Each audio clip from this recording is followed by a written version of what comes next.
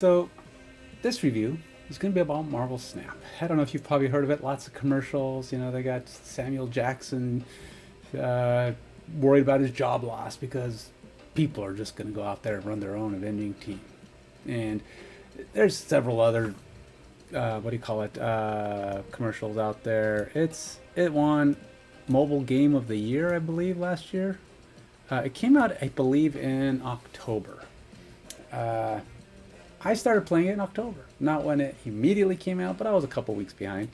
My son said, "Hey, check it out," and I kind of like card games. I kind of like so if you like card games, Hearthstone, Magic, Pokemon, Magic Online, whatever. There's a lot of those kind of games out there, um, and a lot of games on Steam even that are based on cards. You collect cards, that's your fighting deck and whatever, and that's what Marvel Snap is. It's a collection of cards that you collect over time. First, let me say a couple things out the gate. I do like the game, so you're going to get a review of a person who likes the game. But I am, as my title says, a cheapskate. I don't like pay to play. I don't like the theory of pay to play. I don't like, you can't, oh, it's free, but if you want to win, you have to. It's more like pay to win, right? So pay to play, okay, you don't have to pay to play. I'd rather pay one time to play, and that's what I get, like software. You buy a video game, you should be allowed to play it as long as you want and have just as much chance of succeeding as anybody else. That's my opinion on games. Now, there's mobile games take a different tact. Most of them are pretty cheap, if not free. And that's because people don't like to spend money on mobile games in general. And I don't know, I'm kind of the same with that. Mobile games are, a lot of people, I think it's because it always had that stigma of they're never that good because, over the years, phones can't keep up with a PC. They're not going to be able to run the kind of games that a PC can. And your issues are going to be that it's just not going to be good. And I think over time that stigma has stuck, even though technology has allowed for games to get really pretty dang good on the phone. But now people are used to paying two, three, maybe $8, $10 for a game, and then that's it. If you have a $20 game on the phone, you're not going to sell a lot. If you have a $50 game on the phone, you're definitely not going to sell a lot. You may not sell any, just because nobody's going to pay that much for a mobile game. Now, there is the fact too that this is kind of a what you'd call kind of an online game. You don't truly need an app. I guess you do need an app, but they have it for the phone. So it's like if you were to buy this game, you can get it on your phone and on your computer, and I'm connected on my phone.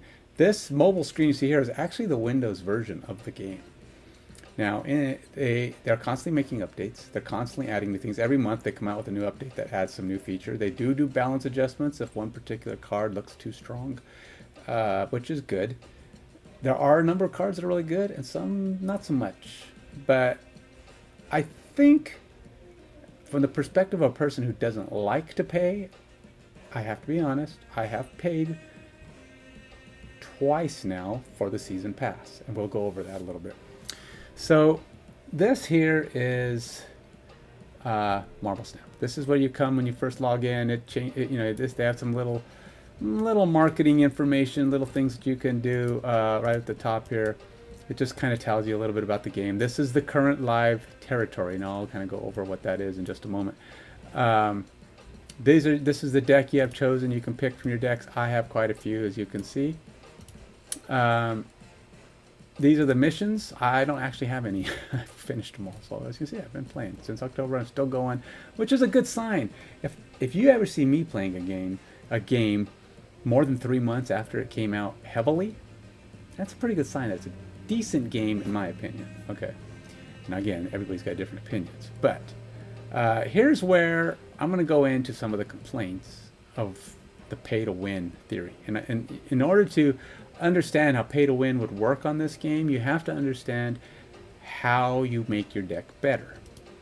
Okay, so the way you make your deck better in this is obviously get more cards. That's the obvious deck building thing. You need better cards. The way you get more cards is you can either get variants, which can be done a variety of different ways. You can't really buy new cards. If you don't, if you want, and this is kind of how they hide the pay to win. Okay, they go, everybody can get the cards. They're all gotten the same way for everybody. Yeah, this is true. So like I'm level 2,000 on my collection level. I think my son's 2,400, something like that. I think he's a little higher. There are people who are like level 3,000, 4,000. They're way up there. Now, considering that I started playing pretty much when the game came out, you wonder, how are they getting any further? When I'm playing through, as you can see, I have never, since I started playing, I have never missed a mission. In other words, I have never had a mission not be available or not played through.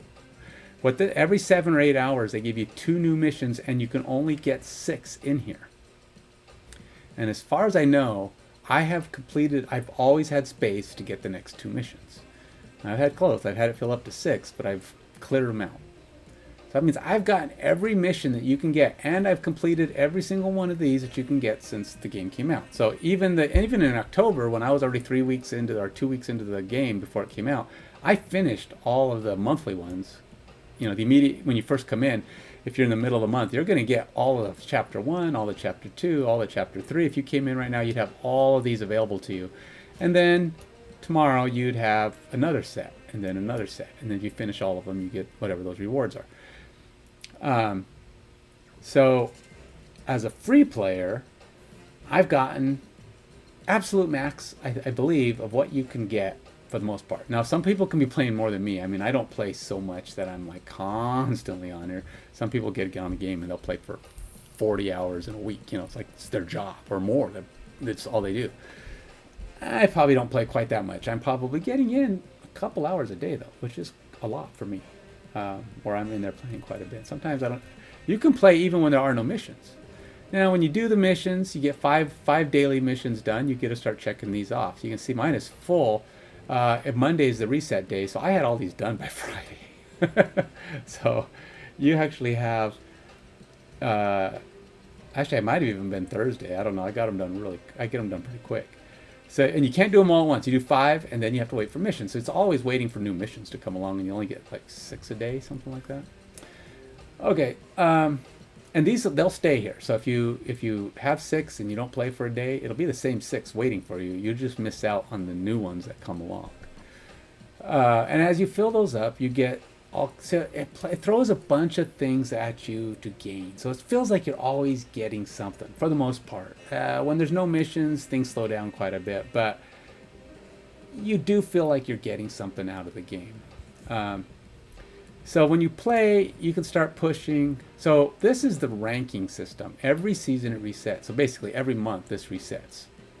It only goes up to 100. If you get to 100, you're kind of maxed out. You're maxed out for your levels. This is your ranking system. For me, 72 is where I'm at now. Highest I've ever been. Never made it. In fact, before this season, I've never been past. I don't think I ever broke 50. I got really close the first, I think, in November, but since then I've been hovering around 40 something. I just got on a roll here, and I've been winning quite a bit. Caught up to 72, so there's only a week left. So I'd really like to get to 90, but because I want the 500 gold. Which brings me around to what is this pay to win thing? Okay, it's all about this collection level. You see it here at 2,000. The only places on here that you can get cards, and mind you, it's not always going to be a card, is on these collector reserves. All right, it's random. When you hit these collector reserves, which at level 2,000 they're 15 away, so you have to level them up, and I'll show you how to do that in a minute. When you get up to these cards here, you're actually getting a chance at, it could be gold, it could be tokens. That's tokens. They got to fix that, but I'll go into that in a minute. It could be gold, it could be tokens, it can be a variant, or it can be a brand new card. And so it's like 1 in, what they say, 20% chance at a card, something like that. 1 in 5 chance at a card. And it's not even always going to be a new card. It could just be a variant. Now, variants aren't bad, and I'll tell you why. We'll get into all of that. But essentially, that's your only way to get new cards. So obviously, the faster you can get up here, the more chances you get. And if you're 3 or 4 thousand, those people have had umpteen gajillion opportunities to get new cards, and therefore they probably got new cards. And that's where the pay to win comes in. Okay, you can fly up this chart by upgrading cards, and upgrading cards gets more and more expensive as you upgrade them, which, you know, it gets harder and harder to upgrade them. But variants come in at the base. So if you've got all the variants and all of those really small cards or low level cards, you have a ton of stuff you can upgrade. So think about it. If all your cards are currently, you know, set to 300-400 credits, credits is how you upgrade cards. If they're all set at, they've all leveled up to the point where it takes 300 or 400 credits to level them, you're going to go up really slow because you can't upgrade your cards. But if you have a bunch of variants that you've gotten overall, and you just keep getting new variants constantly, you would theoretically be able to have a bunch of 25 cost upgrades, the very lowest level. And then it's 100, then it's 200, then it's 400, and then 500 is the max. Max, you can't go past 500. But if you get to 500, you get a special version of that same card, a variant of sorts. It changes the background. And that goes back to 25. So you go 25, 100, 200, 400, 500, and then you get a new one that's at 25. But again, it takes 500 to get to that point. And there's just different variants. But if you're constantly buying variants and you're able to stock your hand up with a boatload of variants, you can keep upgrading those 25s, 100s, 25s, 100s, and just keep going up that way and just keep upgrading, and you would fly up this chart. And that's the pay to win. And that's where it's kind of frustrating, because if you're trying to do this without constantly buying variants, you are going to go slower. Now you have to play a ton. I think I've played a lot. Now if you're a massive gamer, you could probably be at 3,000 or 3,500 not paying a dime, but it's going to be hard. Now the other way you can get some stuff is during the season, you level up here. This is their first pay to win opportunity. This is where you even hear they're one of the first things every season. They have what they call the season pass, and it usually costs $10. And I have bought this twice. I have bought the Zabu, and I bought the one I think it was last month or the month before, which was Silver Surfer. No, actually it was Silver Surfer was last month, and the month before it was Black Panther. All three of these cards are considered fantastic.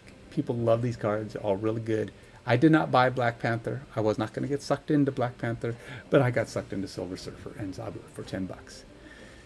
Actually, I paid 15 for Zabu. Okay, so and I don't usually pay for online games, and this is kind of where it bugs me. All right, so here's the deal. All right, so when you come into a brand new season of a season pass, you have all these cards you can buy, right? So you got Zabu, I got 100 credits, I got 25 credits. And as you move up on this how you get up on here is completing missions. This is your mission objectives. The more of these, it's 1,000. It's 1,000 per level. Okay, so as soon as you hit 1,000, you're 64. Then it's 1,000 more, and you go.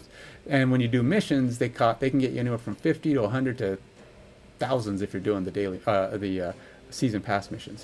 They can be quite a bit. So there are ways you'll move up here. I mean, I got past, I got to like 53, 54 the first full month I played, and having not paid a dime. You just got to complete the missions. So you can get up there. But mind you, if you don't buy the season pass, it's like half of these levels will actually get you anything. A lot of them have these little locks on them. Now, I bought the season pass for this season, so locks just mean you have to get to 1,000, but there's a little lock on them kind of towards the top. And I think if you're playing free, after level 50, there's no more locks. You get caches all the way up. There's no more locks on your stuff, I don't think. But it's all the ones below level 50. Like, you don't get the card. If you don't pay for the season pass, you will not get Zabu. Zabu, right now, if you look around out there, is one of the stronger cards in the meta right now. It turns your 4-cost cards into 2-cost cards. And if you play with Sarah, you can have a bunch of 4-cost cards that cost 1 at the end, the last turn, and just drop a boatload of pretty strong cards. And I haven't told you how to play yet, but I'm giving you the overall structure of this game as far as how it's pay to win. Okay. So, you know, there's some pretty good things. Like this 500 gold, though, I don't think you'll get that if you didn't pay season pass. It's got a lock on it. So you're going to get some of these. You won't get the like the Zabu card. You'll get some variants. You'll get some of these credits will show up. I can't tell you which ones because they don't have the locks on them right now. But probably 30%, maybe 60%, I don't remember, of these are available to you. The other ones are locked only to season pass members. So that slows you down, right? You're not going to be able to get stuff at all the different levels where everybody else is getting something, which helps them to move their collection level. The only thing that can go down, season pass can never go down, collection level can never go down, rank can go down, but you don't lose the rewards you got. So I got to 500 credits. If I were to lose a few, I'd probably drop down into this area. I wouldn't lose my credits. It's, you know, once you earn them, they're yours to keep. This just shows how far I've gotten. And if I want to get this Zabu, okay, so the most useless things in this game are these little pictures. These are your profile pictures you can get, and then you can put them on your profile and use them for that.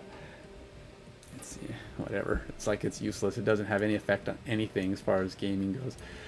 The other really worthless thing, though they can be kind of fun, are the titles. You can add a title to your profile as well, and then whenever you go to play with somebody, you get this, you get to see whatever title they have. To be honest, I like the random ones better, not these fixed ones, because this means everybody who reaches 100 has it. It's a good thing it's a bragging rights thing. Oh, I got the really, really dirty title, and it's only going to be available if you win this infinite level. And every season this changes, everything you get in here. So the mystery variant could be any number of things. It doesn't really show me which one I got. I think I got, actually, mine was a Koye, which was actually pretty cool. That was kind of a cool variant. So now I'll show you my collection. These are my cards. I got quite a few. These are, and when you start, you probably get 20 or 30 cards, and you get cards constantly at the beginning. So when you go back to this collection level here, I don't think there's any way to go back to the beginning. It's really a pain in the rear to get to the beginning. Yeah, and that'll bring you to the top. But when you first start, every other one of these, it's like this one, this one, this one, are all cards. You will get a card every other one, which is really nice. But that only lasts for a certain number of collection levels, okay? Then after you get to a certain point, it becomes every 3 is a card. And then they eventually, at around 1,000 or something, it's every other one becomes one of these caches, which now it's a little bit random as to what you get. You may not get a card at all. Oh no, there's the Okoye I got. It's not even the one. And then eventually it's like every 3, like I said, it gets further and further apart. Like right now they're 3 away. And it becomes harder and harder to get them, and the caches aren't guaranteed to get anything. So they do kind of spread them out, slow you down a little bit. But again, the faster you move up here, the better off you are, right? Okay, so lastly, this is how you pay to buy those variants. They get you with the welcome bundle. If you pay $3, I'll give you 700 gold. Gold is how you buy variants, mostly. And they also give you these 2 things. They give you a variant of Captain America, which you can get pretty easily, the regular Captain America, just by playing.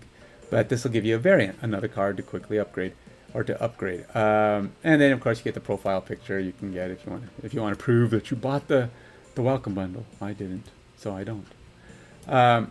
Every now and then they have these special little ones. For $5, you get, that's actually not terrible cost, so it's tempting. 500 credits, 500 gold, you get a new variant. You get some boosters to help boost the variant. So when you're at here, see all these guys that are shining? They all have these little arrows floating up on them. Those mean they're upgradable. You need boosters to upgrade them. And when you play, every match you play, you get some boosters for one of the cards in your deck. And they all have to reach a certain number, and then they're upgradable at each level. But you can't upgrade them unless you have the credit, or the, what do they call them? I guess that's credits for them. Okay, so you go here. All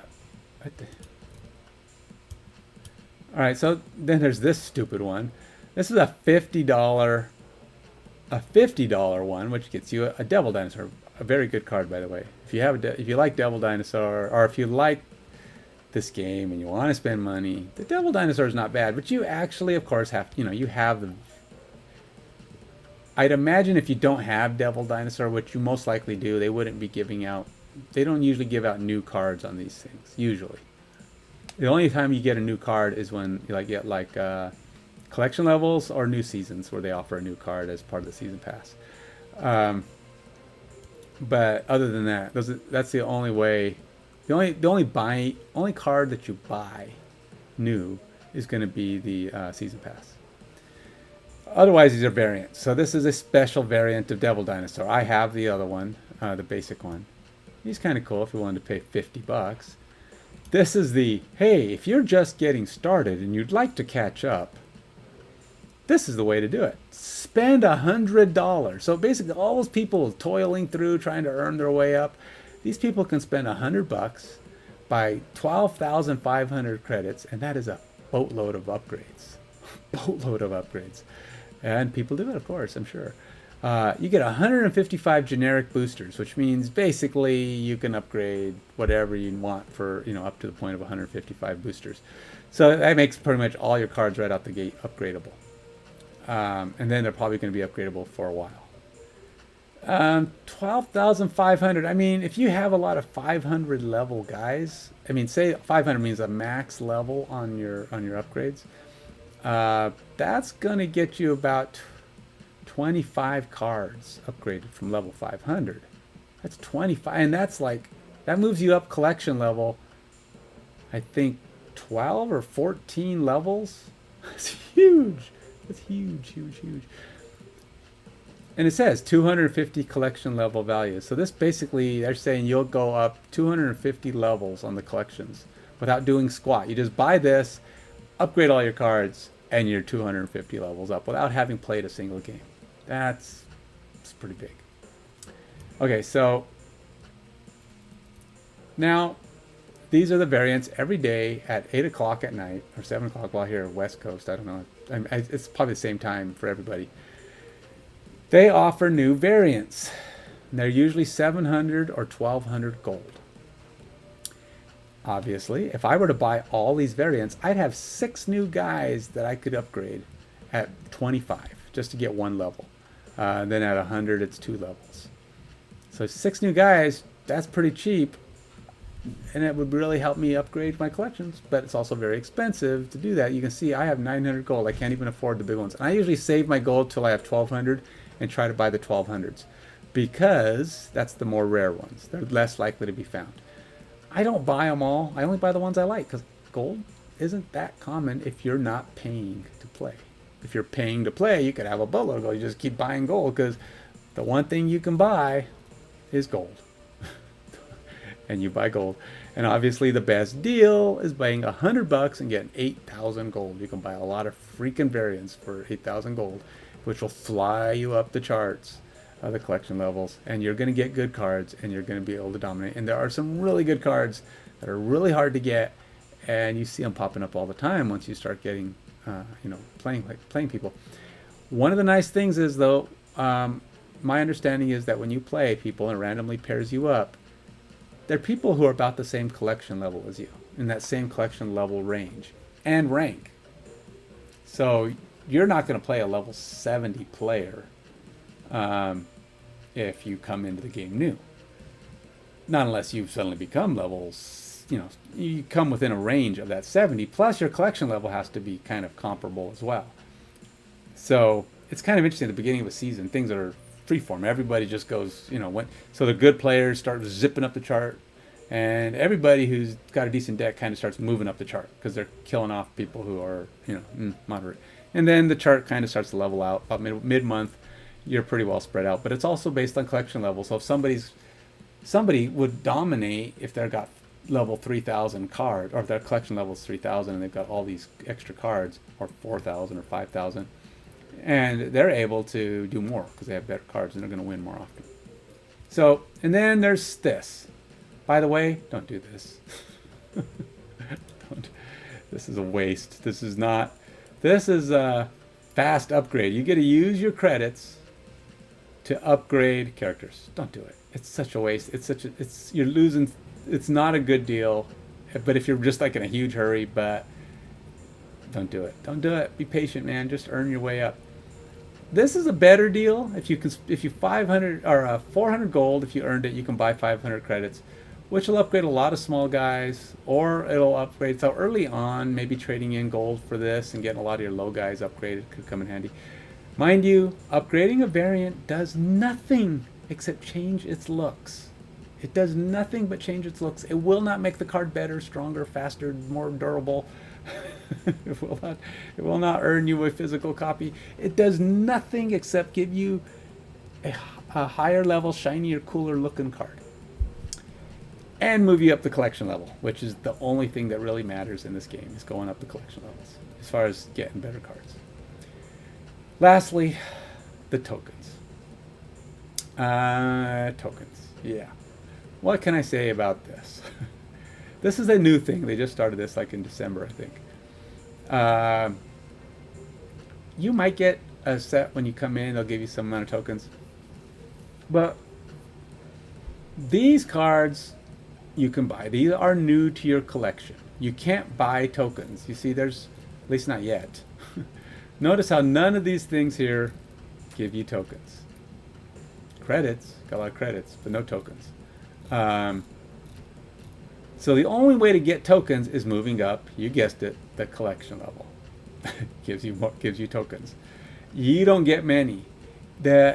What I've heard is if you get all the Series 3 cards, you'll get more, because Series 4 cards cost 3,000 and Series 5 cards cost 6,000. Every night this will reset. It'll give you a fresh card to look at. But if it takes a long time to earn these tokens, and like if there's a card you really like, but you don't have the tokens yet, you can pin it. And that's what I did with Ronan here. I pinned him because I want that card. Now, I hope pinning him doesn't like give him to mean I can't get him randomly, but I'm hoping if I don't get him randomly before I get 1,000, I'll probably buy this guy. And I go up maybe 100. Let's say I say you get 100 tokens at a time, and it's off of the same things that give you cards, these collection reserves. So if you get 100, you're like, oh, I'm getting closer. But I also would have rather just have a card. Just give me Ronan, then I don't have to buy it. And then that would be better. But I have a feeling that's possible that you pin it, and they go, ooh, he wants that. Let's make sure he doesn't get it here so that he spends his tokens over there. I don't know. That's the feeling I get. I don't know. Maybe one of these days they'll prove me wrong. Maybe I'll get Ronan before I get it, and then I'll go, oh. Because you can't buy the same card twice. You can buy a variant, but you can't buy the same card. So what's it going to do? Is it going to be give me the card and go, oh, he's got it there, let's clear it out for him so he can get new cards? I hope that's what they do. But how do I know? There's no way I'll ever know, and I'm guessing I won't see Ronan. Ronan's level 3, which means he's more common than 4s and 5s. There are no 6s that I'm aware of. And that's it. So really all you do is you want to upgrade a card, you go in here and you click. So this guy needs 20 boosters and 200 credits. You see I only have 20 credits. But she also needs her 20 boosters. So I need domino boosters. I obviously have enough generic boosters or domino boosters or whatever that would make it so that this is upgradable. I have a bajillion cards that are ready for upgrade. So all I need are the credits. You can see how they all have different borders. Like some of these guys are like all glowy and some are gold, and like this guy will cost, max collection is 10, costs 500. I can get 10 collection levels out of leveling this character up. That's really great, but I need 500 credits for it. He's ready to go. I don't need the boosters anymore. That's why he's got those arrow little uppy things going on. And these are all my decks. I got lots of decks. And they all have different themes and strategies and whatever else. So, gameplay. There you go, that's gameplay. This is your news. This is nothing. Sometimes they do little games or little things that you can click on. Oh, it's just taking a while. I'm going to show you. Hello. Oh, maybe it's under news. No.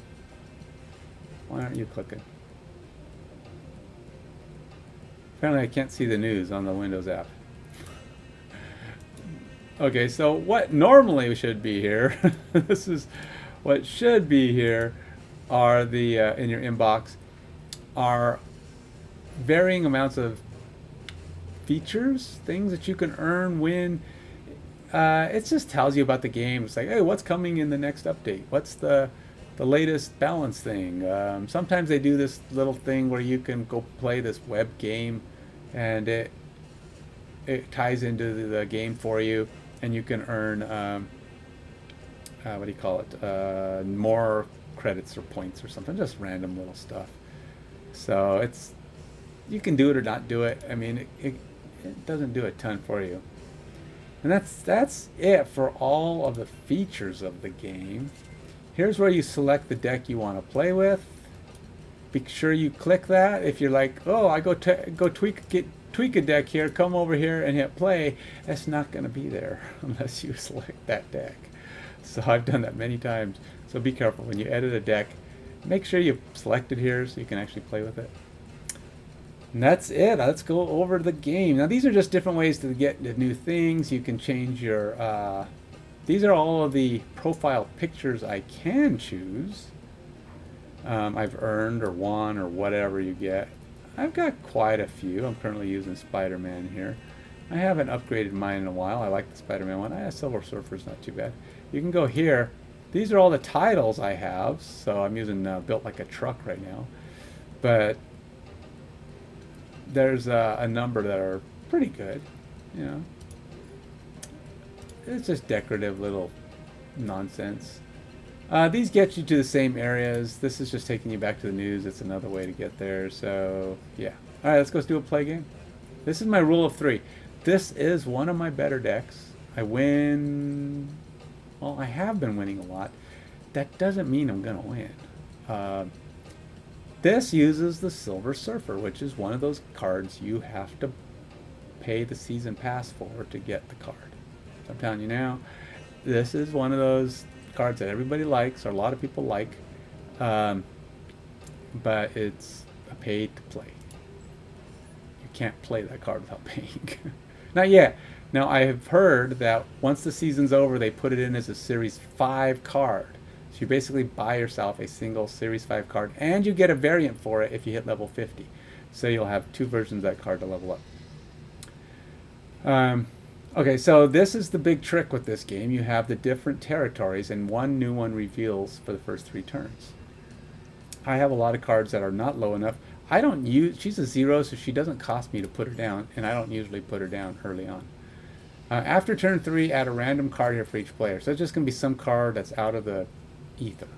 Some card that exists in Marvel Snap, they'll pull it in here.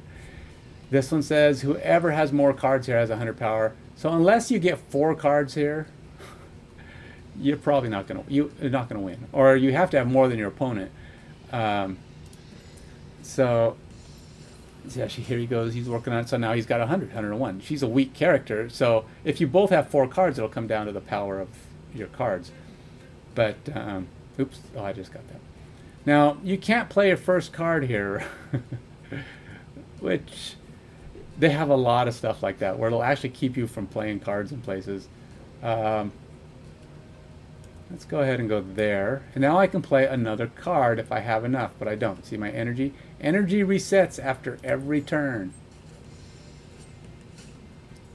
That's a cool variant. So that's a variant card. Variant. She goes out and gets a new card. Thor, he'll actually go get this and throw it in your deck. If you can get that card up and play it, it'll add 6 to Thor, make him bigger and stronger. So this Baron Zemo actually gives a card to my opponent, lets him draw a card, but it sets its cost at level 6. So if it's a good card he wants that's low cost, it's going to be costing him 6. So not necessarily all that helpful. So you can see he's really filling this up. He's trying hard to be the guy who has 100 and guarantees that he has that. Guess we'll see. I am going to go here and try to kick him out. Some people like to play Spider-Man. I hate Spider-Man. Have I mentioned that before? I hate him in other people's hands anyway. There's a Spider-Man that blocks you out of playing on a spot. So he's going to try to play this out of more. He's filled it up. Yay, him. No, you didn't. I kicked you out. So he's probably happy. I just kicked him into this area that he couldn't play a card in. So we've got 2 turns left. Now, this is one of those cards that's hit or miss. It literally can win the game for you, or it can lose the game for you if somebody has the right cards. It's tough. I don't know what to do, to be honest. Right now, my Wasp is kind of crap. So, I'm going to go ahead and go with him for now. It's kind of a risky maneuver. So he's going to try to play here again. He's going to... Okay, so he did leech on me. He basically screwed me. Okay, so this is what... If I would have played my leech, we would have both nullified each other, and we'd have just been dropping dead cards on this next turn. I think I'll probably win the middle, okay? And I don't like to give the guy the satisfaction of knowing he screwed me. This is just my own personal opinion of stuff. So what I typically do is I don't like to play cards that matter. Like if I was to play Silver Surfer with this, he'd be going, ha ha ha, he got screwed because he can't play anything past Silver Surfer. Well, I'm going to win this section, but can I win the other 2? Probably not. He snapped. Snapping, you can both snap. It doubles the value of every round up until the end. So the last, and then at the end, the very end, it doubles again. If one person snaps, every round after that is 2, and then the ending is 4. If you both snap, that doubles the second time. So if you both snap early, they kind of become 4, 4, 4, 8. I'm going to play this out. It's going to cost me. I'm probably going to lose. I'm just telling you right now. But, you know, whatever. Just to show you what happens. Okay, so he's going to go over there, try to beat up on him. I'm going to win the middle. I don't know. Wait a minute. Maybe I will win this. So I beat him. Okay. So there you go. That's how you win. We both ended up with 4 cards here, which basically nullified the 100 power thing, and my power was higher than his power. I had extra room, so I was able to throw him over here, and since I already had 1 point, I outnumbered the 2 guys he has there, 3 and 0. He went and kicked my butt over there. So what? You only need to win 2 out of 3 to win the game. And then they have all these snazzy little things where you can say, hey, snap. And there's people who like to spam that crap, and they get real aggressive with it. They'll spam it, and they'll do things like, oh, I beat you, give you a fist bump, you know. And it's like, trust me, you can tell when it's passive aggressive. It's not them being good good sports. If it's a good game, I like to show when somebody. Oftentimes I do this more when I lose than when I win, because it can feel passive aggressive when you lose and somebody gives you a thumbs up, good job, man, you lost. So there you go. I got 4. I moved up to 73. That's my highest ever. I'm the master. Now there's people way higher than me. I was gambling, not playing Leech, and in fact that he played Leech on me. It's funny, I don't see Leech very often. You know what the defense for Leech is that everybody likes to play? They put Infinite in their deck. Now, you don't know what Infinite is? I'm going to tell you. This is Infinite. He is the single biggest card you can put down in the game. This is Infinite. He is a 20 power, but he's difficult to play because you can't put anything down the turn before. If you don't play any cards the turn before, you can play him and you can put a 20 power down on any space. Most likely, he will win you most spaces that you put him on. And not always. I have beat Infinite on his space, but it's not common. This is so big, overwhelming. You know, if he's the only one there and people have already got 20 there, he's probably not, he can't guarantee you the victory. But if he's like the final card in an area, whatever you've already got, there's probably enough to overwhelm whatever somebody else had there. He wins a lot of rounds. And so what people do is they play him against Leech. What Leech does is he takes away all of the stuff, all the power from all the cards in your hand. So if you leech somebody who's got the infinite, he's like, oh, I guess you can play him even though you played a card on the 5th round. So you just drop him. He's got no power, nothing to block him from playing. Sometimes you have cards that you don't care if your powers get wiped out because some of them are negative powers. Like you're helping the other person if you play that card. If I go with my energy here, you know, you've got, these are the different energy levels. I just sorted them out. There's a lot of cards, a lot of good strategy. That's what I like about this game. There's a lot of cool things you can do. You can build decks up in so many ways. Even though I have a Silver Surfer deck, granted, there's probably 3 to 4 cards that everybody has in their Silver Surfer deck.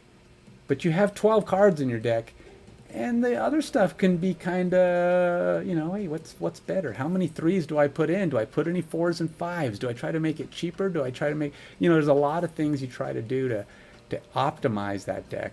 And so there's a lot of approaches to making a Silver Surfer deck, as there is with even a Zabu deck. Zabu just makes your 4-cost cards cheaper, but there's a bunch of 4-cost cards. Which ones are you going to play? Yes, there's some obvious ones, but there's still 12 cards in your deck, and if you only play those obvious cards, you're going to lose a lot. It's how the rest of your cards come in and balance you out and help you win when you don't get that card. Because if Zabu manages to be one of the 3 or 4 cards in the back of your deck that you did not see, you're toast. What if he draws up on the last hand? He's worthless. You need to get him played at least 1 turn. So you want him down, if you get him down by the 3rd, you want to play at least 2 4s on the 4th turn, because there's a lot of cards out there that people will see, oh, Zabu, I'm playing Rogue, or I'm playing something to kill or break up Zabu so he can't do his thing anymore. So you want to get at least a couple of your 4s down to start filling up some areas. So he's best to play when you think you're going to be able to play some 4s on the next turn, which will be 2s, obviously. I have a deck called Cheap. That's this one in the black here. It's got Zabu, it's got Sarah, both of them, and it's got She-Hulk. I'll tell you what, and this is how this works. Quinjet, every card I get that wasn't in my deck when I started, like this one draws from random ether, this one draws from your enemy's deck, this one just doubles the cards in your hand, which are more cards you didn't have in your deck when you started. So when you do these things, it puts more cards in my hand. This one makes all the cards that you got from somewhere else 1 cheaper.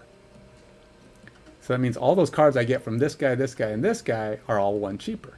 If any of them are 4 cost, and I play Zabu, they'll be 2 cheaper. Which means a 4 cost is now a 1. And then on turn 5 or whatever, if I can get Sarah down, pretty much all the cards in my hand go down 1. Now you can't go below 1 with Sarah, but you can go down you know, 1 more.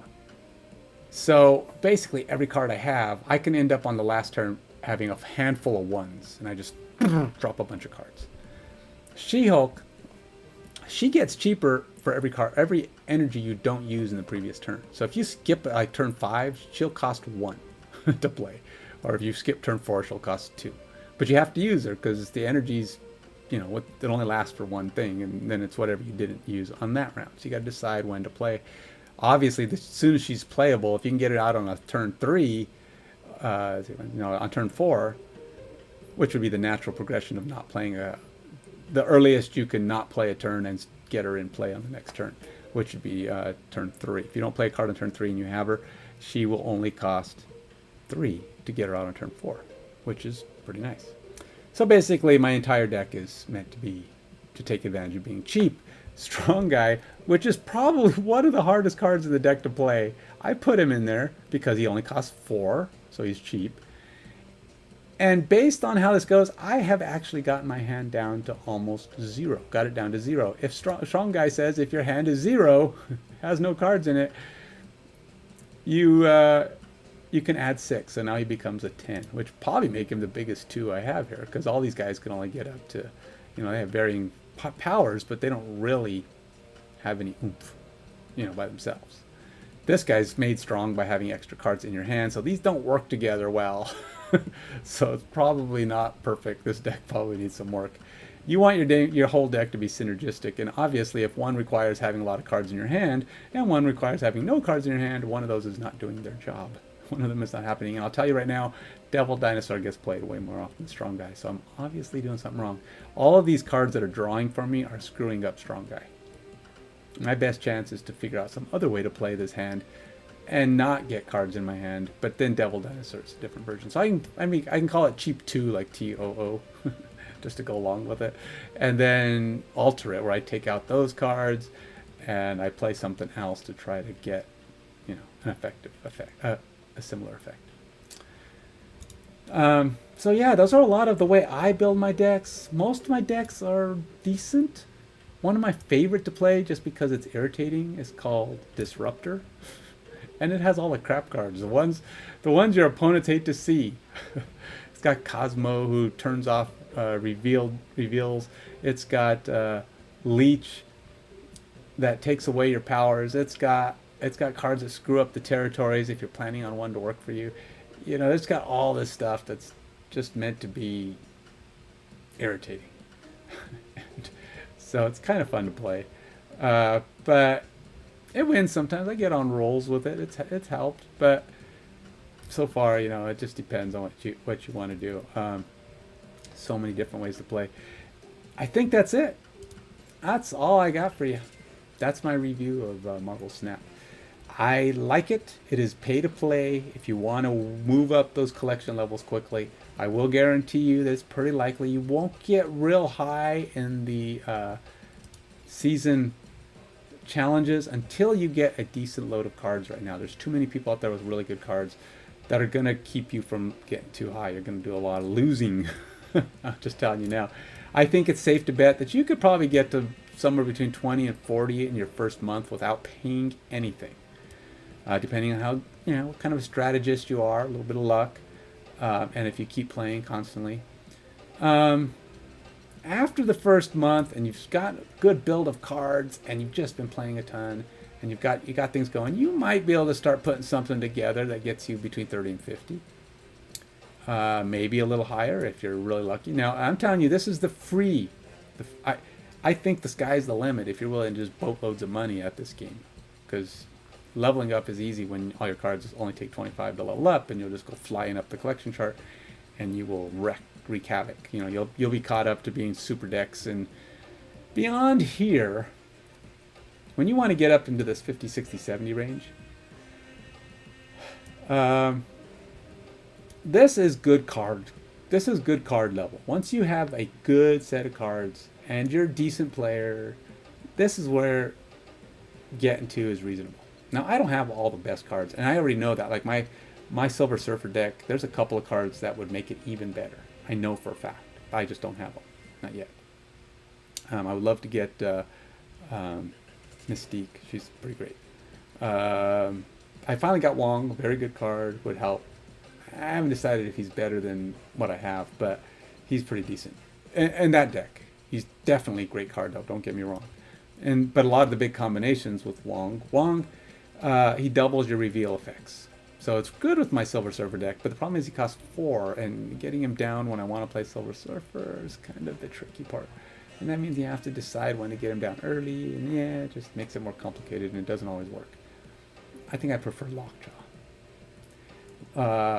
Lockjaw is a card that when you put it down, then every card you put on the same area does its effect, and then gets traded out with another card that's still in your deck. So you throw down your zeros, you throw down your ones, you maybe do a card that's like a Killmonger, destroys all the ones, and then he disappears, and you bring something else out. It's good when you don't have your Silver Surfer, and you just want to throw a bunch of cards down on him and have Silver Surfer come out, hopefully with luck, and play it. when a lot of your cards are still in your deck that you really been wanting to see, Lockjaw's your savior. he will pull those cards out when you trade them out, and you can settle it. Go from I have no hope to I just destroyed you. Sorry. But also Lockjaw can screw you if you're playing in a round where all the territories are giving you rocks in your deck, and then you go and he just keeps throwing rocks up, and you're like, oh god. Yeah, all this stuff is kind of like over. If you haven't played this game before, you probably don't know everything I'm talking about. But there are a ton of territories, a ton, and they focus on one every day, which means there's probably an 80% chance that one of the territories will be the focus territory.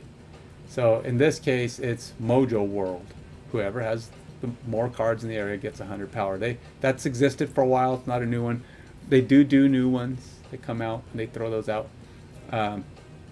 But every day it's a new one or a different one, and so you're going to have that one a lot for that day.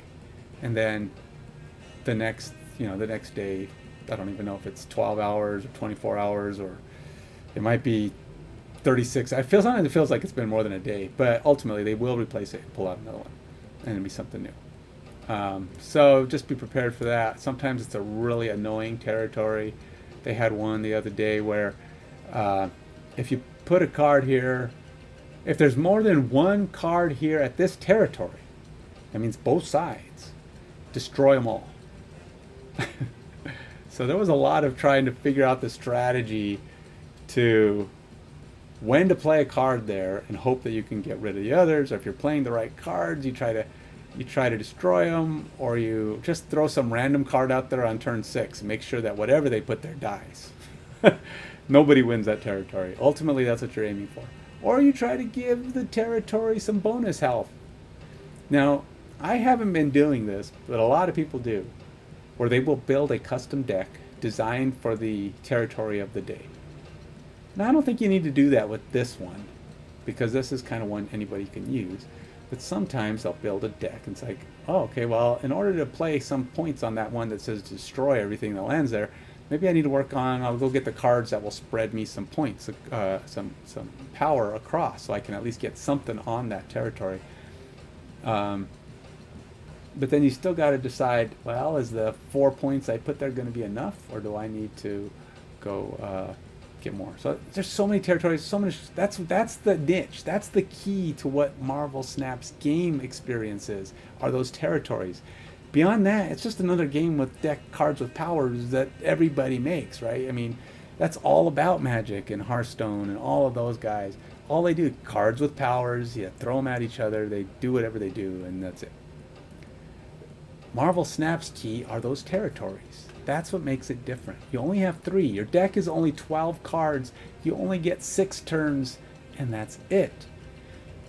So it's pretty fast playing. You can get a lot of games in quickly, in a short amount of time.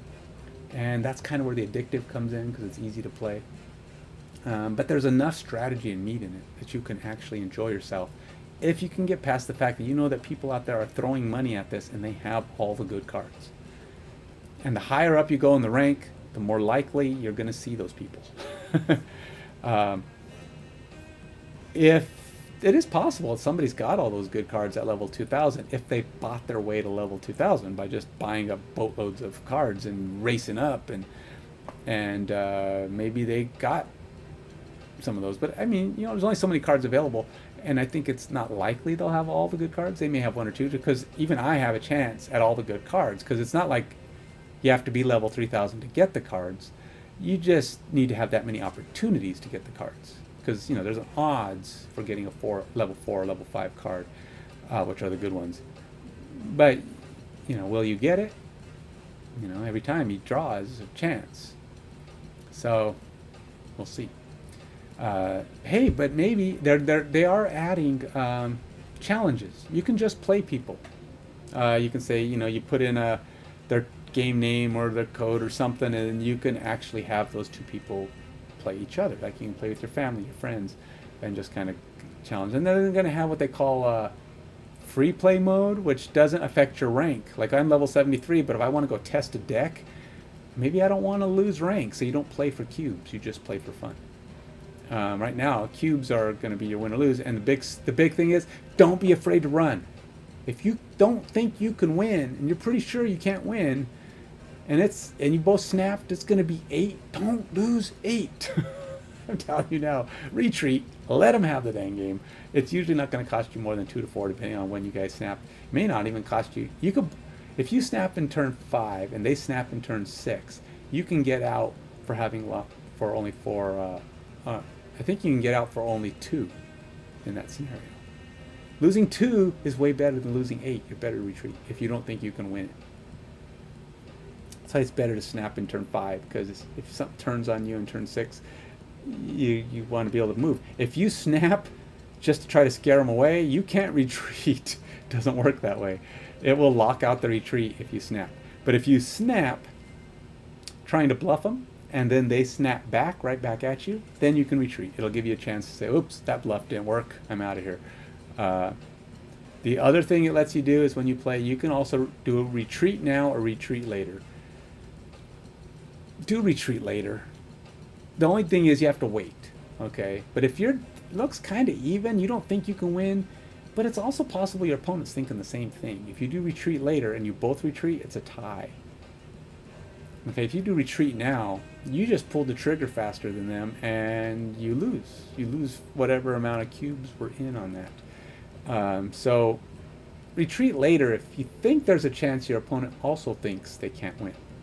So and if you think you're going to do something that's game winning on this turn, like on turn 5 or turn 4, like maybe play leech, you're pretty sure that's going to wreck them. Snap before you play it. Do that. Because if you snap after you played it, like on the next turn, by then they're like, oh, this is crap, they retreat. And you don't get anything from it. You want to snap before you play it, and then it'll double up the thing on the next turn, and then they would say, oh, that's crap, I retreat. But at that point, they lose 2 or 4, depending on how many snaps have happened. Okay, there's my strategies for the game. I've gone over the game. I've given you all I can give you for now. If you enjoy these kind of reviews, these game reviews, and these ways to play, and you just want to see more, let me know. Follow, give me comments, let me know what you think, and check out the X Case and Mage Cage on YouTube and Instagram under Active Minds Games. And then you'll know what they're all about, what they are. If you like miniatures, like got cases behind me, and you like to paint them and play with them and go to tournaments with them, these are the cases for you. They do everything. Those videos and pictures will show you. And then if you really want to be part of the Kickstarter when we launch to make more and bigger ones and better inserts and all kinds of other fun stuff, go to Facebook, follow us there, and that's where we will be using to determine when we launch our Kickstarter. Till next